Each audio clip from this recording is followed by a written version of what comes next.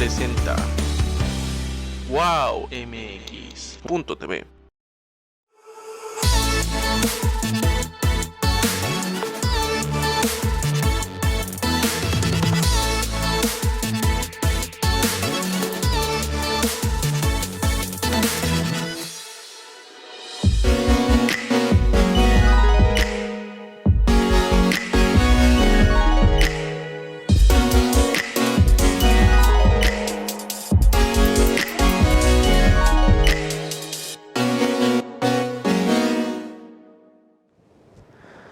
Hola amigos de En Tus Propias Palabras, soy Alejandro Ruiz y ya saben ustedes que si algo nos da gusto es platicar con mujeres de talento, mujeres que se muestran con la trayectoria, con las ganas, con las cuales podemos convivir, compartir y aprender de ellas. El día de hoy tenemos a una actriz joven, Marisa Saavedra, que yo digo que eres joven, pero luego tú dices, no, yo ya tengo una gran trayectoria, entonces vamos a dejarle así, Marisa. Gracias por estar con nosotros y sobre todo, vean que si es una niña casi. Hola. Que la juventud no tiene que ver con la larga trayectoria, porque pues si empiezas a los 2 años, imagínate. Justamente, sí, coincido contigo, es que luego les dices, eres joven, no, ya tengo mis añitos, okay. No, que ya tienes tus añitos, no, soy una niña, le digo, oye, pues por fin, no nos pondremos de acuerdo. Marisa, ¿qué tal? Muchas gracias por aceptar la entrevista y te pregunto, así la primerita, ¿cómo le has hecho para alcanzar tus sueños y sobre todo tus sueños artísticos? Porque si algo tienen normalmente los artistas es que dicen, oye, constantemente están cambiando las cosas y es muy difícil mantenerse de la vida artística. ¿Cómo le haces? Pues mira, yo estudié teatro en la UNAM, en la Facultad de Filosofía y Letras, la carrera de Literatura Dramática y Teatro. Entonces, pues empecé mi carrera haciendo teatro independiente, ¿no? Mucho más que audiovisual. Llevo muchos años haciendo teatro. También soy cantante, canto música ranchera y justo cuando terminé mi carrera de 4 años empecé a trabajar como en lo que sería mi proyecto personal, que es el cabaret, y hago espectáculos de música mexicana con una compañía que tengo que se llama Una Güera y Una Morena Producciones. Entonces... ¿Tú eres la güera o tú eres la morena? Yo soy la morena. La güera es mi comadre Mariana Gajá, es otra gran actriz, sí. Y egresada del CUT. Entonces, desde entonces como mi carrera ha sido un poco... Claro, este balance entre, pues, los actores somos freelance, ¿no? No trabajamos para una empresa, a menos que tengas una exclusividad en audiovisual, pero en general yo creo que el 80% de los actores, pues no, trabaja cuando alguien lo llama a trabajar, un director de teatro, un director de cine o en algún proyecto audiovisual. Y entonces, pues eso depende como un poco del azar y cuando tenía trabajo de eso, pues trabajaba y cuando no, entonces me producía mis propios espectáculos con mi compañía. Entonces, pues esa es la manera en que yo he ido ahí trabajando y como engrosando mi carrera. A últimas fechas he empezado a incursionar en los audiovisuales, he trabajado en muchas series. Empecé en Blue Demon y luego hice Paquita la del Barrio, Tres Milagros. Ahorita estoy a punto de estrenar El Rey, Vicente Fernández, en la producción que hace Caracol, que ya va a estrenar creo que en una semana en Colombia. Estamos muy emocionados. Y he hecho bastantes más proyectos ahora últimamente, pero pues siempre sigo trabajando también en teatro, ¿no? En Confesiones de Mujeres de 30 trabajé un buen rato en Ocesa, del teatro comercial, que tampoco es como muy lo que yo hago, pero pues he andado ahí por todos terrenos. Oye, Marisa, ¿cómo es que tú descubres tu talento artístico? Pues fíjate que yo, la verdad, no es muy romántica mi historia, o a lo mejor sí, yo no me doy cuenta, pero yo estudié en el CCH Sur, la preparatoria, y ahí tienes pase automático para ir a la universidad, ¿no? Entonces tienes que escoger una carrera, dices, yo quiero estudiar esto, y hay un pase automático para estudiar.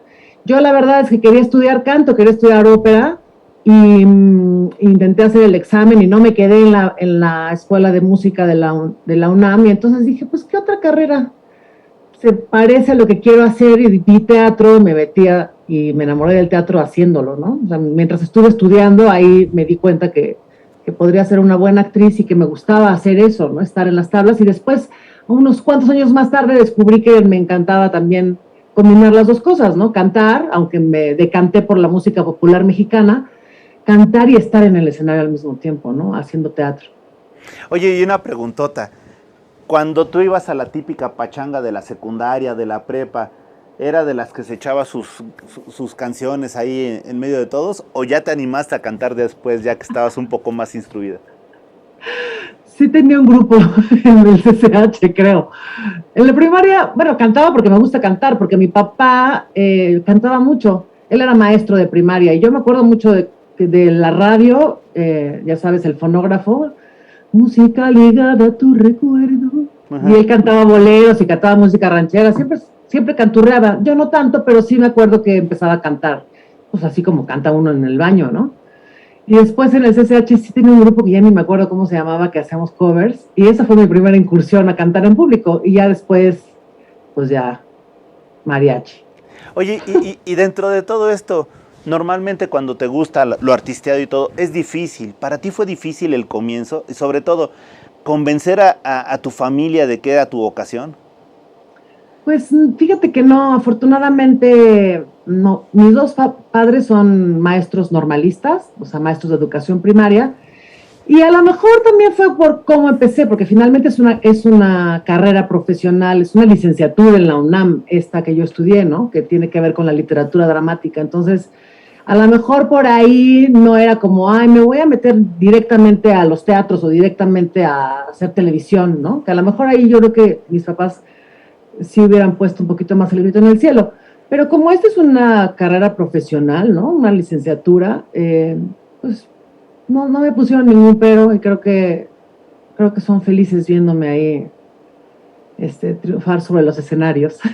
¿Qué tanto? Tuve mucha suerte en eso porque no tuve que pelear por eso, ¿no? O sea, siempre me apoyaron mientras estuve estudiando. Y hasta después, cuando uno empieza a trabajar, que es muy difícil como independizarse económicamente, porque a veces tenemos trabajo, a veces no, siempre estuvieron ahí apoyándome. ¿Qué tan difícil o qué tan fácil se te ha hecho la carrera con ese carácter que tienes tan fuerte? Pues mira, yo la verdad siento que todas las profesiones son difíciles. Encontrar trabajo es difícil en general. No siento que particularmente los actores suframos más que un obrero o que alguien que está buscando trabajo de lo que sea, ¿no? Es que la realidad mexicana es bastante fuerte.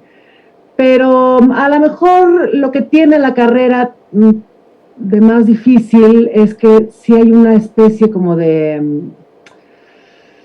pues, como de esferas de trabajo, ¿no? O sea, la gente de teatro trabaja con gente de teatro, la gente de tele trabaja con gente de tele, hay como grupos, ¿no? Entonces es muy difícil, si perteneces a uno, entrar a otro. Yo no hice televisión hasta que empezó en México el boom de las series, ¿no? Yo tengo una carrera universitaria, no tenía ni idea de la realidad profesional, y cuando salí, pues sí, fui a Televisa, y fui a Televisión Azteca, y a Imagen TV, y ya sabes, dejar tus fotos y presentarte. Jamás me dieron ninguna oportunidad, ni me llamaron, y era muy difícil entrar a ese medio, o sea, como que había ¿tú quién eres? ¿Y de dónde saliste? ¿No? Y supongo que es lo mismo para la gente de la tele que quiere ir al teatro, ¿me entiendes? No digo que sea nada más de ellos, eso fue lo que a mí me tocó. Pero eso pasa, que es difícil como transitar de repente entre mundos, entre técnicas actorales, y hasta que empezó el boom de las series, que se necesitaron un montón de actores, como que los actores de teatro que nunca habíamos hecho audiovisual empezamos a tener cabida ahí, ¿no? Eso creo que de repente es fuerte, igual pasa con el cine, ¿no? Si no estuviste en el cine desde siempre, es difícil tener acceso, porque a veces no hay tanto casting, ¿no? Y por otro lado, pues un poco sí la estandarización de los roles, ¿no? Si te ven así, entonces ya eres siempre la mala. O yo, por ejemplo, a mí siempre me la dan de mamá. No soy mamá. Nunca he tenido un hijo. Y me sorprendía que desde siempre es así, la mamá mexicana. En el argot de los comerciales, por ejemplo, dicen mexicano aspiracional, ¿no? Uh-huh. Entonces tú eres mexicano aspiracional y para de contar, y de ahí no, o sea, es una casilla muy fuerte, ¿no? Esas yo creo que son las dos cosas más difíciles para mí personalmente de vencer en el medio. Esos han sido mis dos más grandes como, no quiero decir obstáculos, sino como problemas a superar, ¿no? Oye, ahora una pregunta, por ejemplo, cuando estabas en tus novatadas en el arte, es decir, cuando estabas cantando, etcétera, ¿dónde te presentaste? Yo estrené mi primer show de cabaret en el Teatro Bar El Vicio, en Coyoacán, que antes era el Hábito de Jesús A. Rodríguez. Ahí me presenté por primera vez. Pues en Santa Catarina hice mi primera obra profesional en la UNAM, bajo la dirección de Héctor Mendoza, que pues, ha sido el maestro de maestros para los actores en México. También estuve en una de mis primeras obras pues en la UNAM, ¿cómo se llama? En el Sor Juana Inés de la Cruz. Ahí también hice una obra con la compañía de repertorio de la Facultad de Filosofía y Letras, padrísima. Y luego de ahí, por ejemplo, el Helénico me cobijó mucho tiempo en mis primeros pininos actorales, ¿no? Ahí como que hay todavía una apertura como para obras independientes y primeras direcciones, etcétera. Estuve en la Copa Improvisadores como 5 años ahí en el claustro, y ahí también presenté mis proyectos personales. Concierto de Desamor, que es un show que yo hice, mi primero unipersonal, varios. Oye, ¿y cómo has sentido que ha evolucionado Marisa? Digamos, por ejemplo, en el 2000, 2005, si habláramos de lustros, ¿cuál ha sido tu evolución? Pongámosle la fecha del 2000, 2005, 2010, 2015, 2020. Pues creo que tiene que ver mucho con la profesionalización, ¿no? Justo ahora estaba revisando mi currículum y veía que nunca he sido, por ejemplo, una actriz que trabaje en 6 obras al mismo tiempo, ¿no? Tengo como 3, a veces 2 proyectos al año, mientras se siguen moviendo otros, ¿no? Porque a veces que estrenas algo, pero a lo mejor hay un proyecto anterior que sigue teniendo temporadas, ¿no? ¿Qué te diría? Yo siento que me tocó una época en donde había un acceso a teatros mucho más abierto que ahora, ¿no? O sea, había más presupuesto, básicamente. Aplicabas a una convocatoria y entrabas y te pagaban una nómina, ¿no? Aunque fuera pequeña, pero yo pude presentar en muchos teatros importantes mis proyectos, ¿no? O proyectos de compañeros en los que yo actuaba. Y ahora, pues hay convocatorias, pero entramos un montón y muchas veces ya ni siquiera hay presupuestos, te prestan el espacio y ya, ¿no? Entonces siento que cada vez el acceso a esos foros es más competido y hay menos presupuesto. Y por otro lado, a nivel personal, pues siento que ya sé muy bien qué quiero y cómo lo quiero hacer y me siento en una libertad muy interesante para crear, ¿no? O sea, me siento muy poderosa ahorita como actriz, a comparación de en otros lugares en donde hace 10 años que todavía me estaba preguntando cosas, ¿no? ¿Y cómo haré esto? ¿Cómo voy a llegar? Y ahora de repente ya, no sé, igual no sé cómo voy a llegar, pero sé que voy a llegar y ya me siento mucho más cómoda y como libre creativamente, ¿no? Eso, pues sí, pues ahora sí que con el tiempo de trayectoria uno va haciéndose más sólido, ¿no? Y creo que ahora yo estoy empezando a sentirlo y está padrísimo. Oye, si hay algo que nos dan las complicaciones, muchas veces decimos que nos cuestan canas, ¿no? Y de repente, no, tú tienes tu negro azabache. No, pero espérate, lo que me refiero es que ¿qué tanto te ha roto o qué tantos sueños has roto o fortalecido a raíz de que saliste de la escuela y vas viendo los cambios que hay, las necesidades y cómo ajustarte a ellas, el desencanto que da porque piensas que es de una forma y luego te da otra, o incluso conocer ciertos medios que decías, yo pensaba que era mejor y resulta que es una selva, etcétera?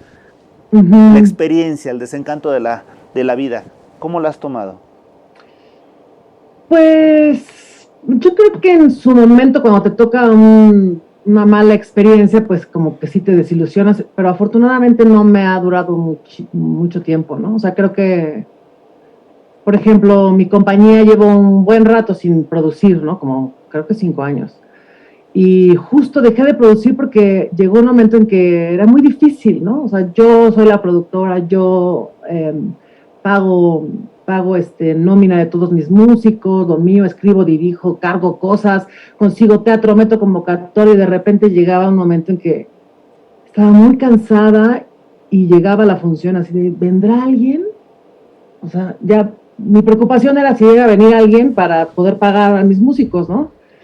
Y ya no podía disfrutar estar en escena, entonces dije, no, se acabó. O sea, esto es demasiado difícil para mí. No estoy encontrando la manera en que esto funcione para que yo pueda disfrutar mi trabajo. Entonces dije, voy a parar, ¿no?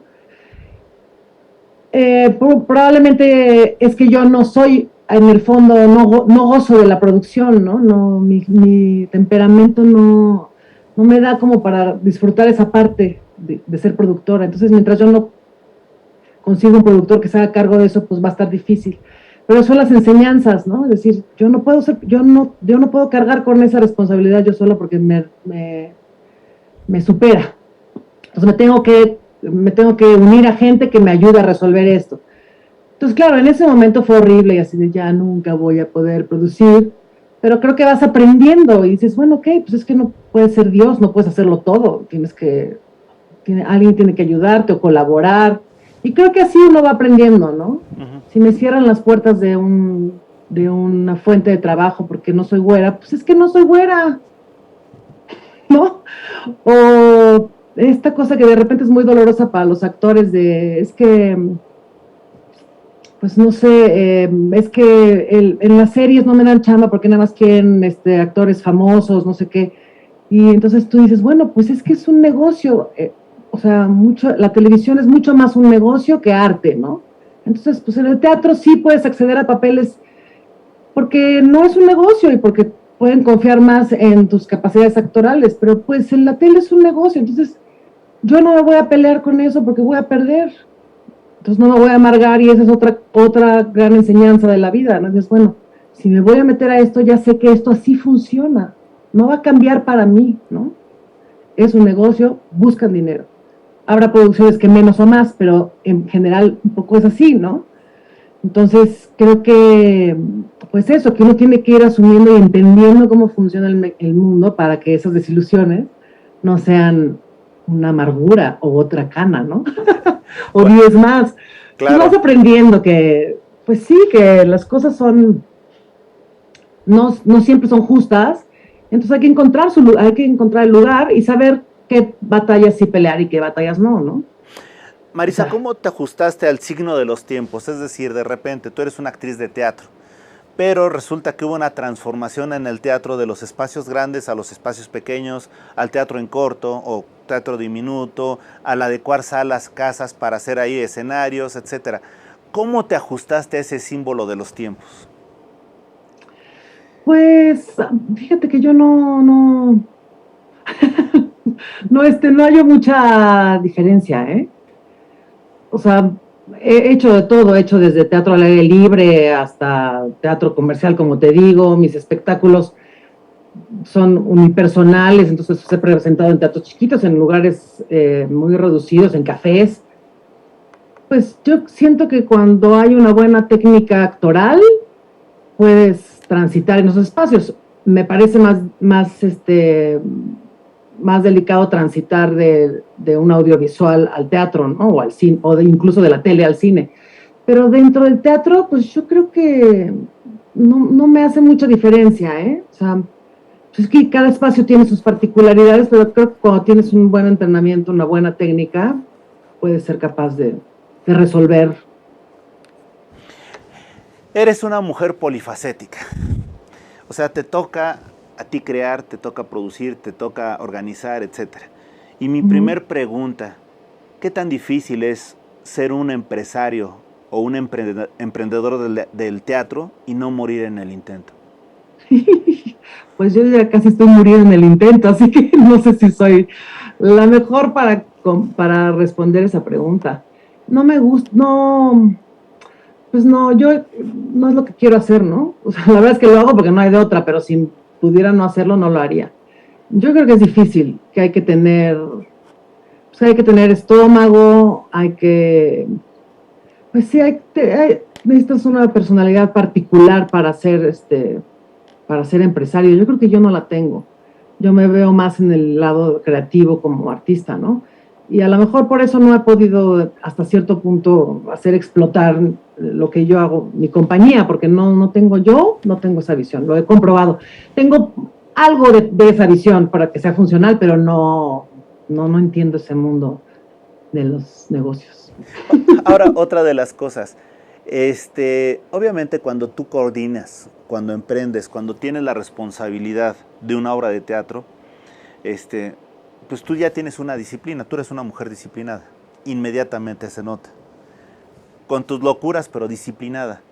¿Qué se siente tratar con otras personas, actores, actrices que se sienten divas y que de repente no tienen ese espíritu de equipo y esa disciplina para integrarse un equipo? ¿Cómo le haces para no desesperarte y sobre todo para no estrangularlos? Pues fíjate que ahora que lo comentas, y pues yo hace un rato estoy colaborando con la Asociación Nacional de Actores, con la ANDA.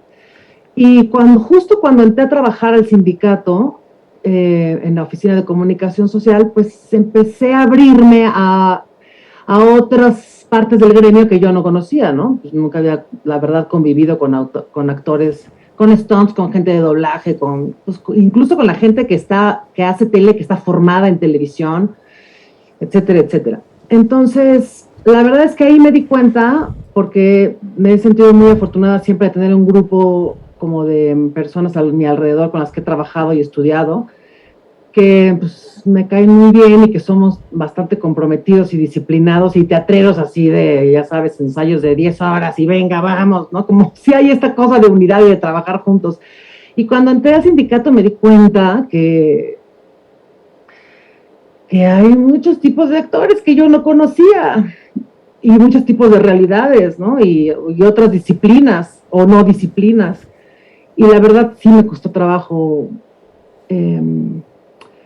pues no sé, yo siento que la base de toda incomprensión es la ignorancia, ¿no? Y vi que había mucha como falta de información dentro de muchos compañeros actores que se dedican solo a hacerlo, o sea, a agarrar el vaso y pasarlo de acá a acá y no se enteran de nada más, ¿no? Y sí es difícil porque entonces ahí también cuando no se trata del conjunto, se trata de una persona de la carrera artística de yo que soy la estrella, entonces ahí perdemos contacto como con el arte en serio, porque yo digo que el arte, por lo menos el teatro o la actuación, yo pienso que sí es de equipo, ¿no? Y toda esta cosa comercial como de las carreras de estrellato que van solos, pues sí crean monstruos a veces, ¿no? Oye, pero también hay algo básico. Estás ahorita, por ejemplo, retomando lo que comentabas de comunicación. Uh-huh. Pero eres joven y muchos de tus compañeros son más grandes que tú. Y eso, perdón que lo diga, muchas veces surgen los cuestionamientos. ¿Será capaz? ¿Será posible? Etcétera. ¿Cómo has tratado de llevar tú tu trayectoria como artista y como comunicadora, como persona de un equipo? ¿Cómo lo has hecho? ¿Y qué tan desgastante es, eh? Uh-huh. Pues fíjate que yo creo que se requiere mucha, pues no quiero decir paciencia, pero como mucha serenidad, ¿no? Yo a veces no soy tan serena. Pero primero es eso, aceptar que hay gente diversa y hay gente que piensa distinto que tú y que no necesariamente eso está mal, ¿no? O sea, no todos tenemos que pensar lo mismo.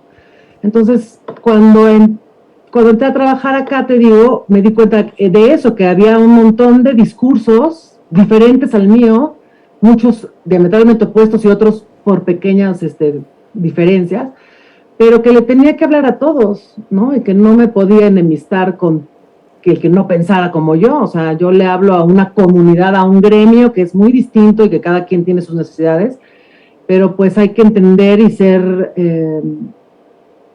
¿cómo se dice?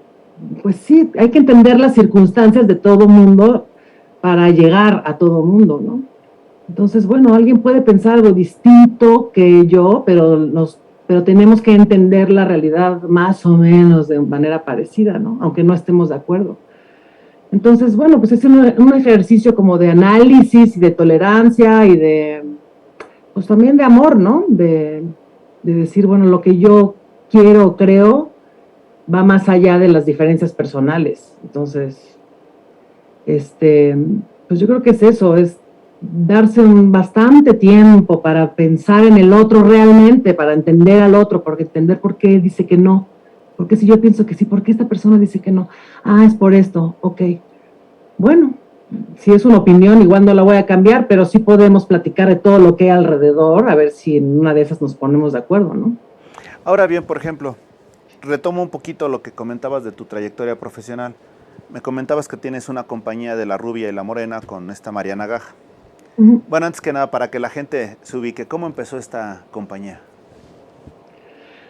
Pues yo empecé a cantar música ranchera enamorada de una figura muy importante para la historia de la música ranchera en México, que es Lucha Reyes, que fue la primera cantante de música ranchera y pues la que inauguró lo que ahora conocemos como el canto bravío, ¿no? Antes de ella no se cantaba la música ranchera como se canta ahora, y ella fue una mujer muy interesante, que revolucionó la manera de cantar la música mexicana. Entonces yo me enamoré de ella y quería cantar y estaba enamorada de los duetos, ya sabes, de las jilguerillas, las hermanas Mendoza, las hermanas Águila. Y estaba trabajando en la Liga Mexicana de Improvisación cuando conocí a la güera. Dije, ay, esta güera canta bien y me cae bien. Y entonces la invité y le dije, oye, vamos a hacer algo juntos, vamos a cantar a dueto. Y yo le propuse un repertorio de canciones que me gustaban a dueto y las montamos y escribimos juntas un espectáculo que se llamaba Rancherísimas, que eran puras, estaba armado como a través de la lotería y cada carta era una canción que hablaba del amor, ¿no? Los celos, la mensa, que es la enamorada, y así. Y ya hicimos ese espectáculo que fue un éxito y nos la pasamos re bien. Y dijimos, pues hay que hacer, ¿cómo nos vamos a llamar? Y creo que Daniel Jiménez Cacho fue el que nos vio y dijo, pues esta güera y una morena. Entonces, pues fuimos Una Güera y Una Morena Producciones y hasta el día de hoy tengo 7 espectáculos en repertorio y hemos andado rolado.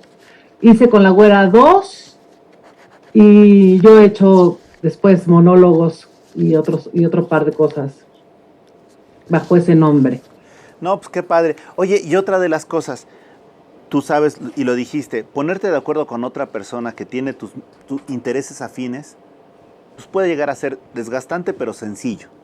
Uh-huh. Pero ahora sí, retomando lo que estás comentando de Landa, ¿cuántos intereses has encontrado y qué tantas afinidades te encuentras?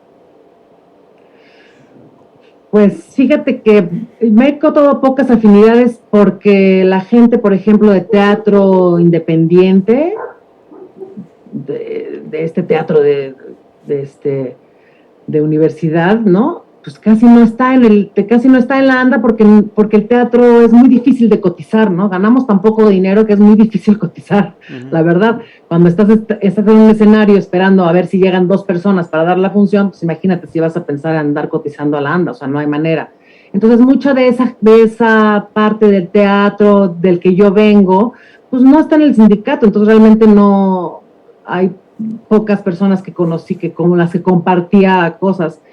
Luego está el teatro comercial y bueno, la televisión, ¿no? La gente de Televisa, la gente de Azteca y ahora últimamente la gente de las series. Pues es que hay de chile dulce y de manteca, ¿no? Bueno, nuestro sindicato tiene gente de doblaje, que a la cual yo, por ejemplo, no conocía a nadie de doblaje y ahora ya conozco a varias personas de doblaje, a Stones.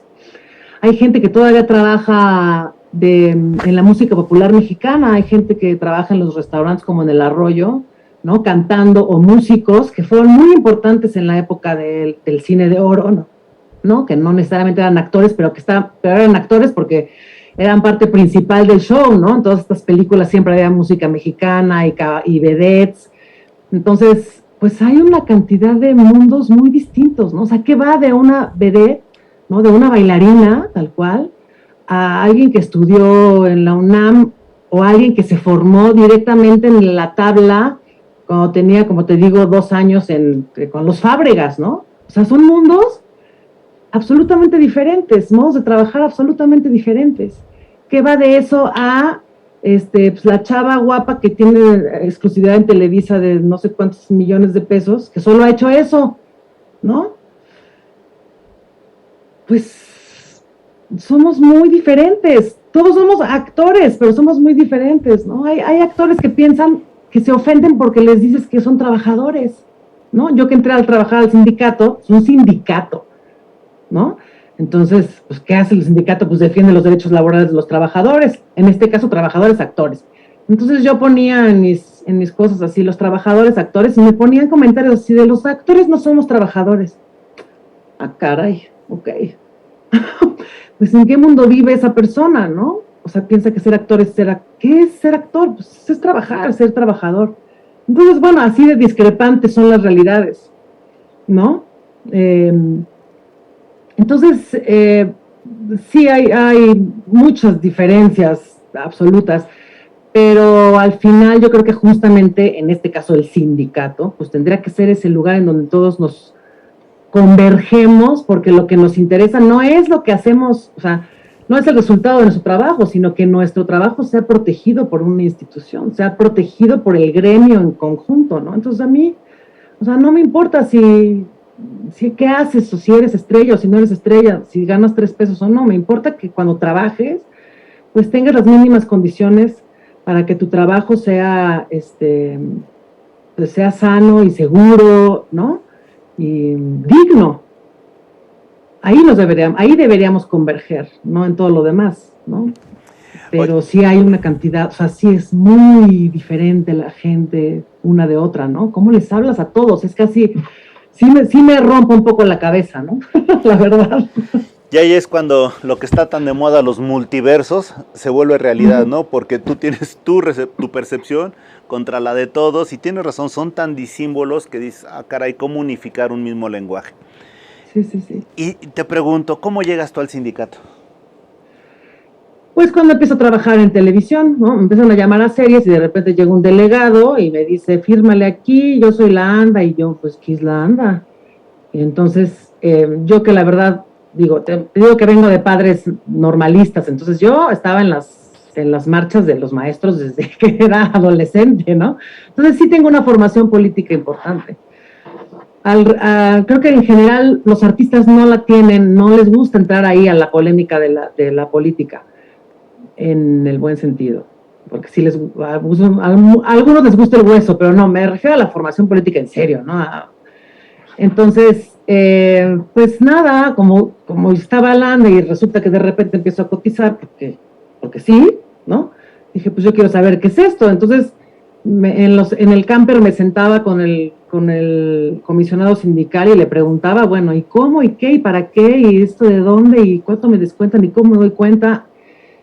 Pues me clavé como a estudiar a qué le estaba dando mi dinero y eso que iba a hacer por mí, ¿no? Y después un compañero actor, cuando en esta última elección, cuando Jesús Ochoa y el comité que está actualmente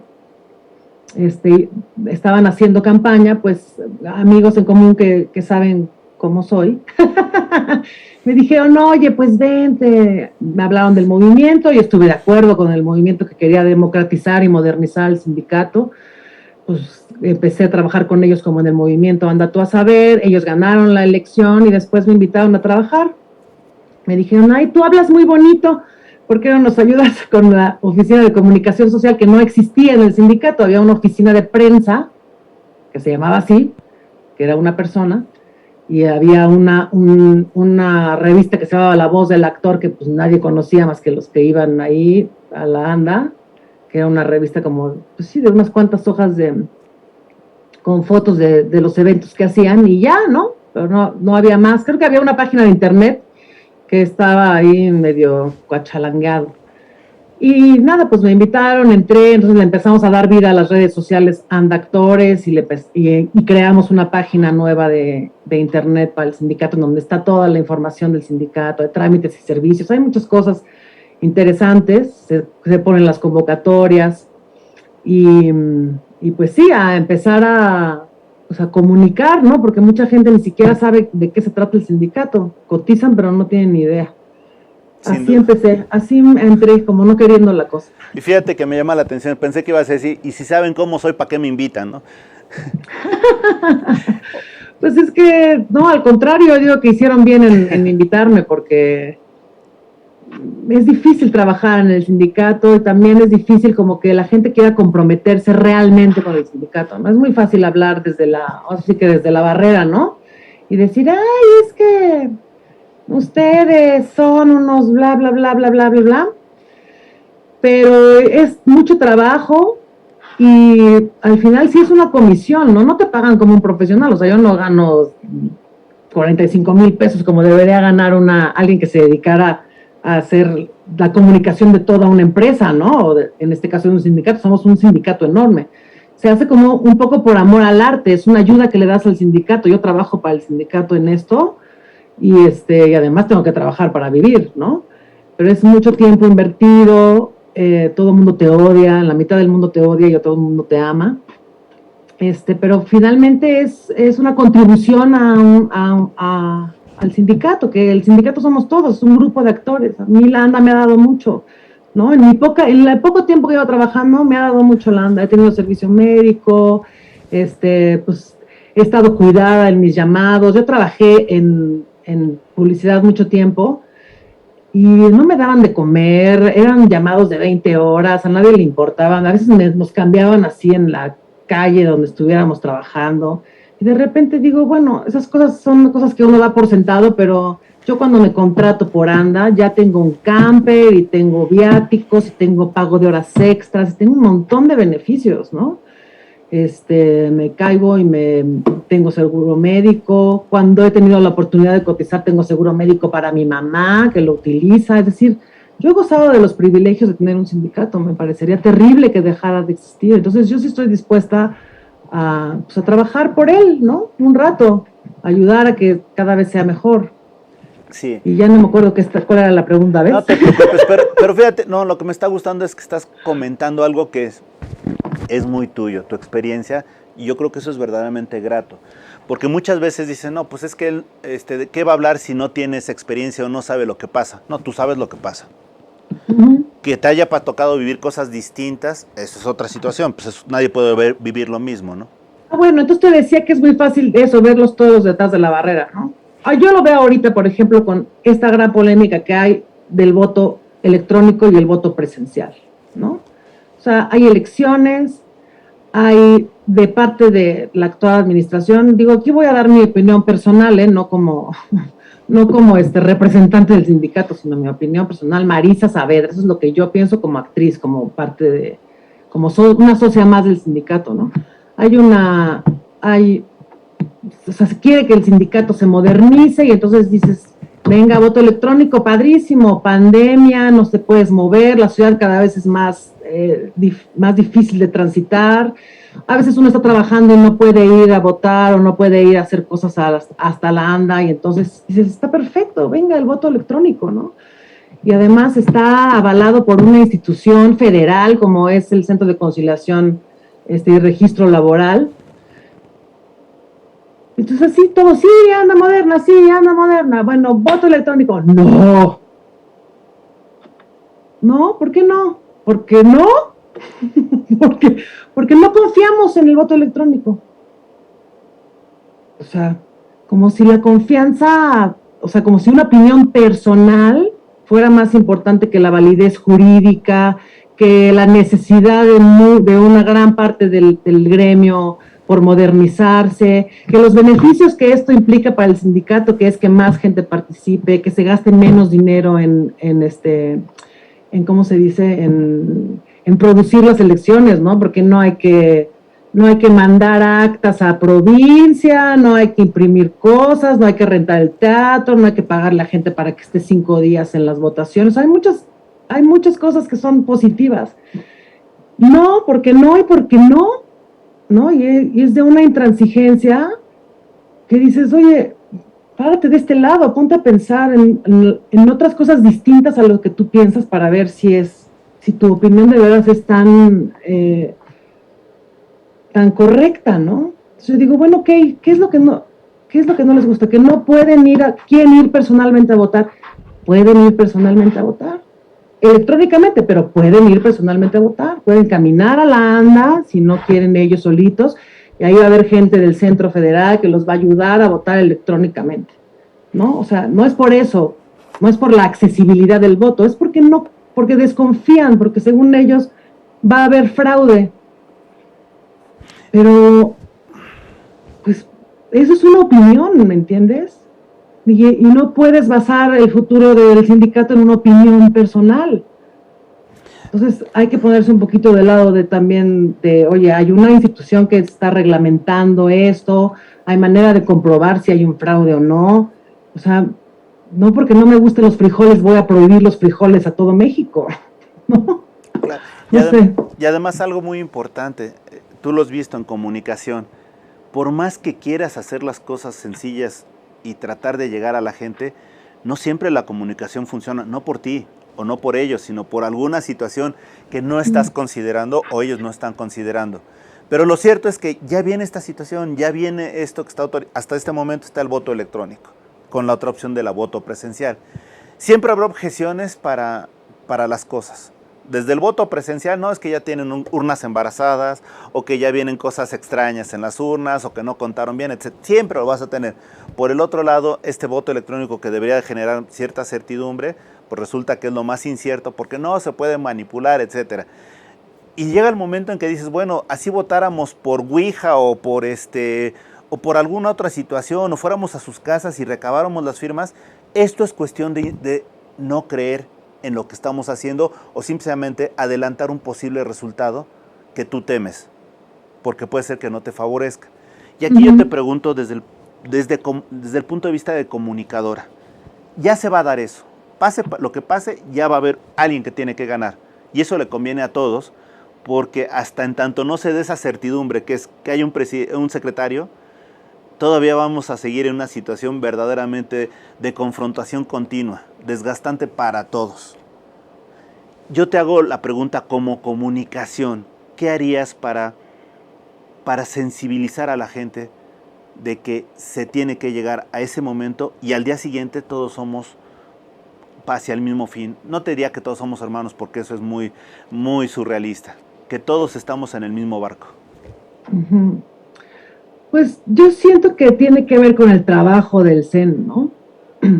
O sea, que los compañeros tienen que darse cuenta de que las cosas sí han cambiado, por ejemplo, en este CEN pasado, ¿no? O sea, ha habido avances, a lo mejor no todos lo que esperábamos, porque las cosas no pueden cambiar de un día para otro, pero creo que la única manera de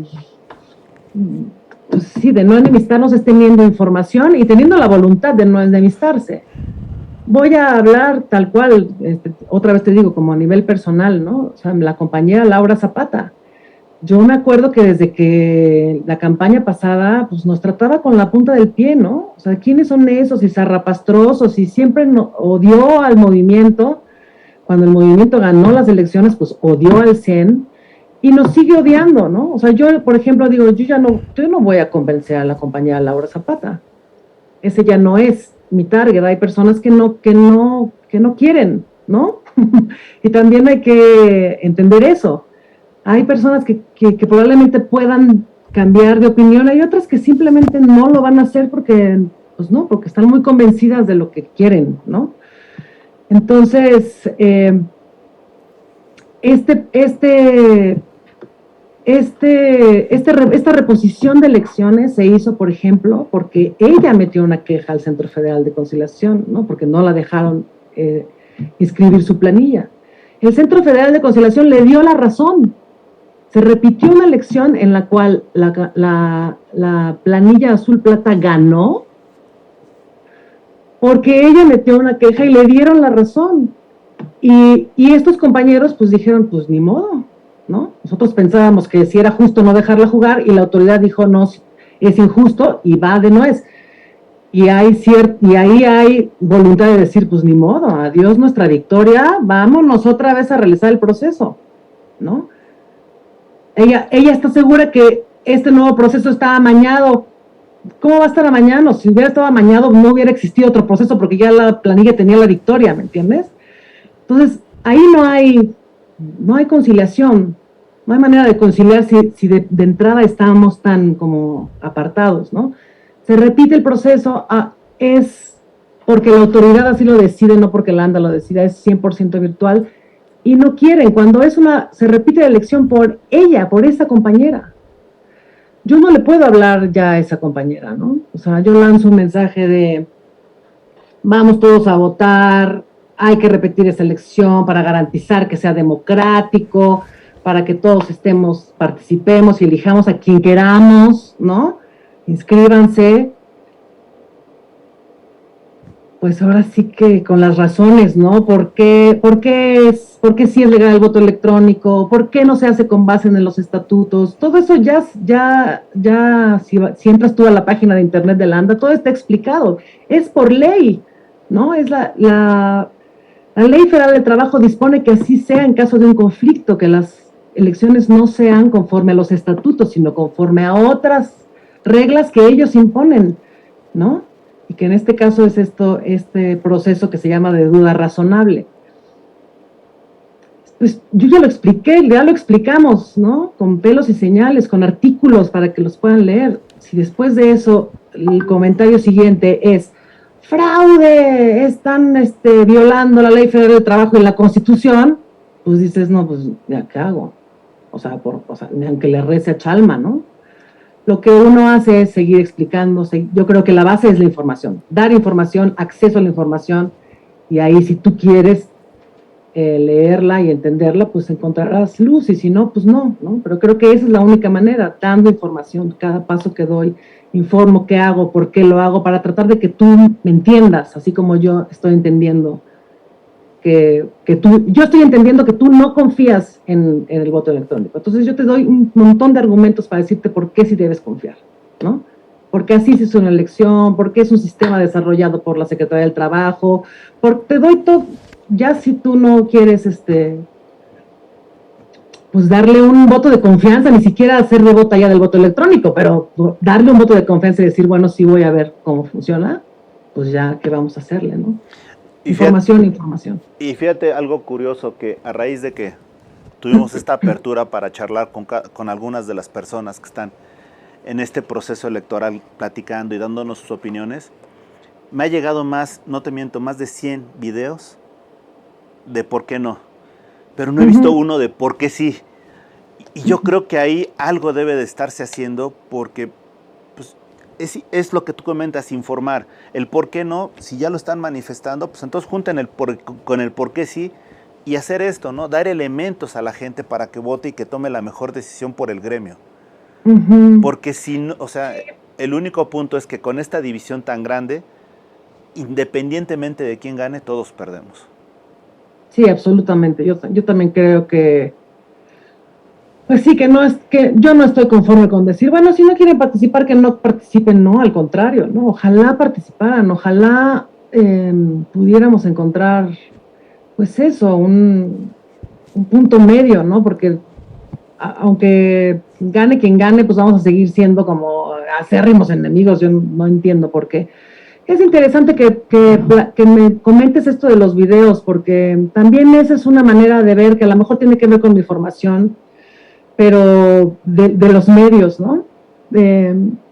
Es interesante que para el sindicato, por ejemplo, los medios que cubren el sindicato son Ventaneando, Primer Impacto, o sea, medios del espectáculo, pero el sindicato no es un espectáculo. El sindicato tendría que estar cubierto por La Jornada, por medios de crítica política, ¿no?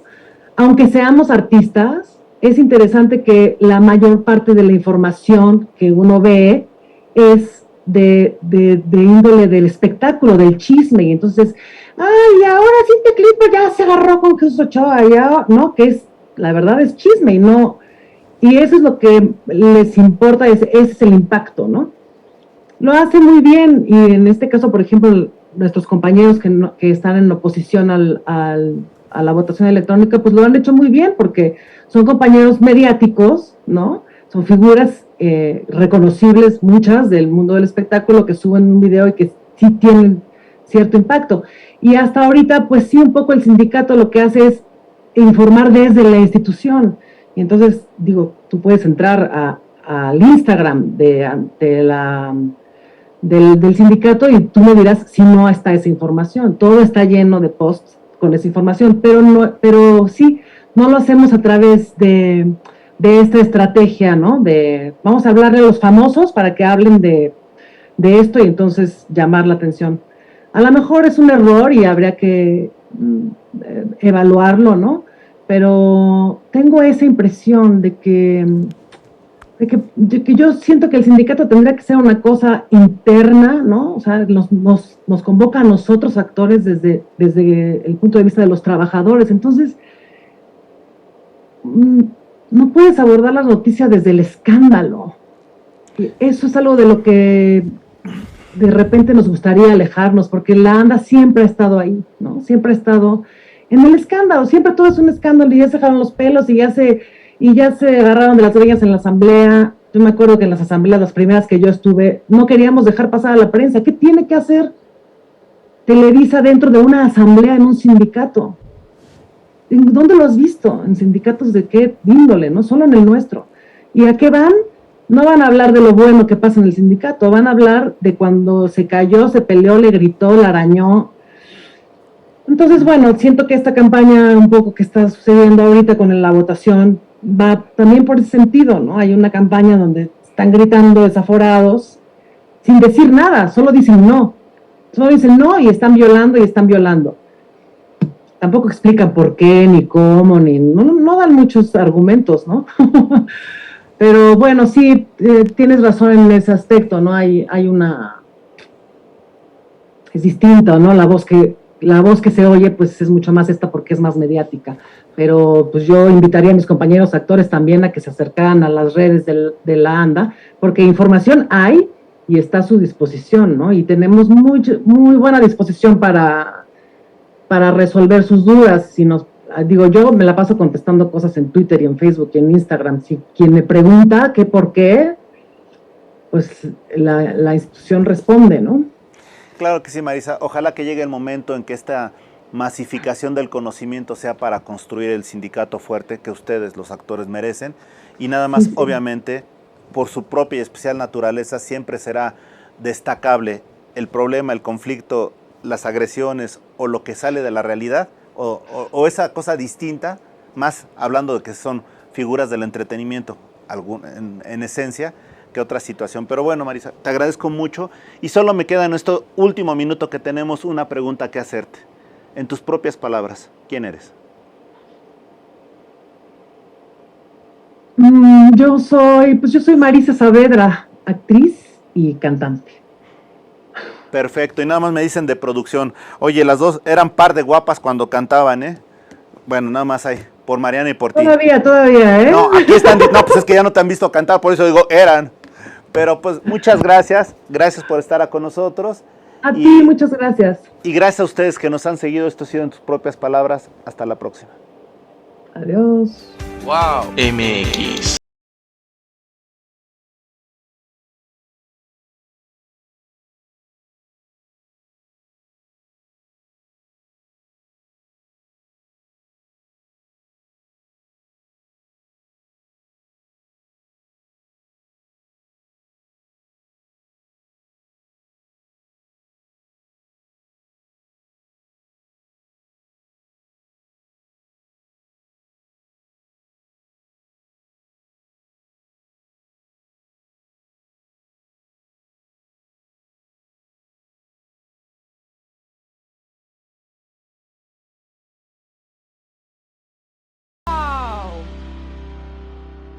Wow. MX.tv